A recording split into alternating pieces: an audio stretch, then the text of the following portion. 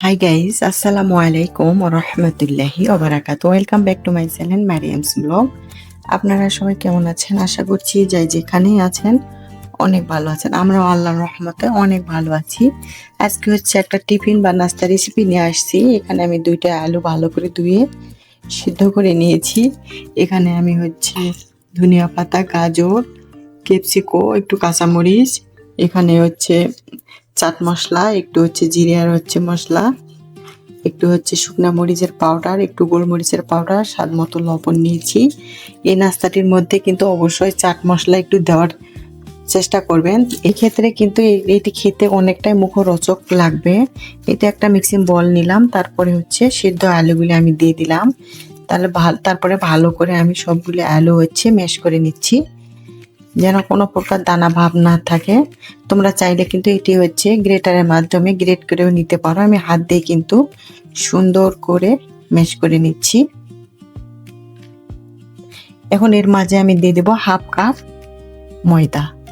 তোমরা আটা অথবা চালের গুঁড়ি দিয়েও কিন্তু এই নাস্তাটি তৈরি করে নিতে পারেন। তার সঙ্গে এখন ভালো করে আলুগুলি দেখেন মিশিয়ে নিচ্ছি। দেখেন কোনো একবারে কিন্তু ভালো করে কিন্তু হচ্ছে ম্যাশ করে নিতে হবে। এখন দিয়ে দিব 1 পিস ডিম। ডিম দিয়ে ভালো করে হচ্ছে মিশিয়ে নিচ্ছি। এই নাস্তাটি খেতে কিন্তু অনেকটাই দুর্দান্ত, আবার হচ্ছে অনেকটাই হেলদি। এখন আমি দিয়ে দিব এর মাঝে এই তো কেটে রাখা সব সবজি দেওয়ার পরে সুন্দর করে সবগুলি উপকরণ মিশিয়ে নিচ্ছি। এটি কিন্তু অনেকটাই হেলদি একটা টিফিন রেসিপি বা নাস্তা রেসিপি। এটি কিন্তু বিকেলবেলা চায়ের সাথে আবার সকালবেলা নাস্তায় রাখতে পারেন, আবার টিফিনেও কিন্তু দেওয়া যেতে পারে। এখন দিয়ে দেবো সব ধরনের মশলাগুলি, এখন সবগুলি ভালো করে মেখে নিচ্ছি। এতে দেখেন আমার কিন্তু ডোটা তৈরি হয়ে গেছে, অনেক সুন্দর একটা ডো হয়েছে। এখানে কিন্তু কোনো প্রকার আমি পানি অ্যাড করি নাই, হচ্ছে ডিম আর হচ্ছে সবজির পানি দিয়ে কিন্তু হচ্ছে আমার ডোটা তৈরি করা হয়ে গেছে। এখন বড় করে একটা আমি রুটি বেলে নিব।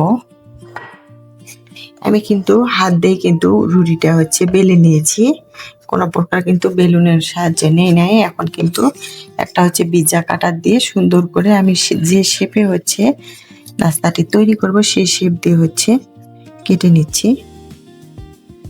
দেখেন এভাবে আমি শেপ দিয়ে নিচ্ছি। তোমরা কিন্তু একটা ছুরির সাহায্যেও কিন্তু এটি কেটে নিতে পারেন। দেখেন আমি এই শেপ দিয়ে হচ্ছে কেটে নিলাম। দেখেন পুরটা কেমন হয়েছে, এভাবে আমি হচ্ছে কেটে নিলাম। কেটে নেওয়া হয়ে গেছে, এখন আমি এগুলি ভেজে নিব। এই যে একটা ফ্রাই প্যান বসিয়ে এখন দিয়ে দিলাম একটু অলিভ অয়েল। আমি কিন্তু পুরো তেলে, আমি কিন্তু ডুবো তেলে ভাজবো না, এই তেলে হালকা তেলের মধ্যে কিন্তু এপিট উপিট করে আমি এটি ভেজে নিব।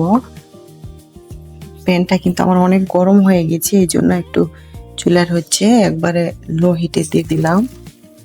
দেখেন এখন নাস্তাগুলি দিয়ে দিচ্ছি। এই নাস্তাটা কিন্তু বানানো অনেক সহজ, অল্প উপকরণ দিয়ে অনেক মজার একটা নাস্তা রেসিপি, অনেকটাই কিন্তু হেলদি।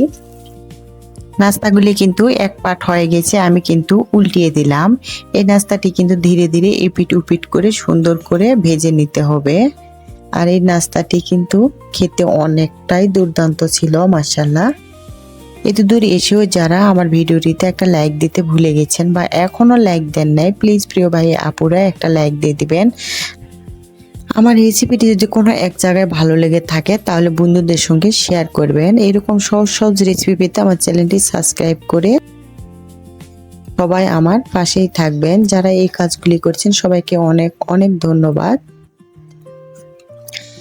আজকের ভিডিওটি আমার এই পর্যন্ত। আপনারা সবাই ভালো থাকবেন, সুস্থ থাকবেন এই দোয়াই করি। আমাদের জন্য দোয়া করবেন। আসসালামু আলাইকুম ওয়া রাহমাতুল্লাহি ওয়া বারাকাতুহু। আবার আসবো নতুন একটা রেসিপি নিয়ে। এই পর্যন্ত সবাই ভালো থাকবেন। আল্লাহ হাফেজ।